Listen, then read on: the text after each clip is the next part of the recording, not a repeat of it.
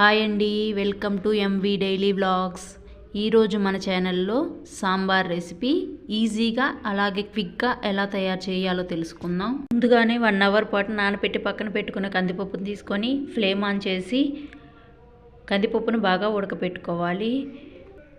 80 to 90% ఉడికిన కందిపప్పులో ఒక నిమ్మకాయ సైజ్ అంతా చింతపండు వేసి దాన్ని తీసి పక్కన పెట్టుకోవాలి.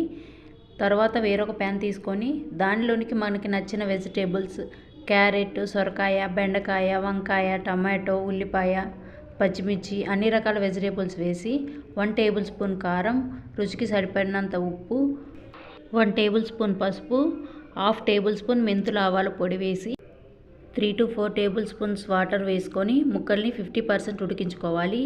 ఈలోపు పక్కనే పెట్టుకున్న పప్పును మెత్తగా ఎనిపి ఉడికించుకున్న కూరగాయల ముక్కల్లో వేసి బాగా కలుపుకోవాలి. దానిలోని 400 ml వాటర్ వేసి ఫ్లేమ్ని మీడియం ఫ్లేమ్లో పెట్టి ఒక పొంగు వచ్చే వరకు ఉడికించుకోవాలి.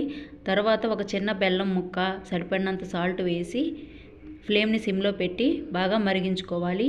ఈలోపు వేరొక ప్యాన్ను తీసుకొని 3 to 4 టేబుల్ స్పూన్స్ ఆయిల్ వేసుకొని పోపు దినుసులు, ఎండుమిర్చి, దంచి పక్కన పెట్టుకున్న వెల్లుల్లి, కరివేపాకు, ఇంగువ కూడా వేసుకొని ఈ పోపుని సాంబార్లో వేసుకొని ఫ్లేమ్ని సిమ్లో పెట్టుకొని ఒక 5 నిమిషాల పాటు మరిగించుకొని కొత్తిమీర వేసుకొని దించేసుకోవటమే.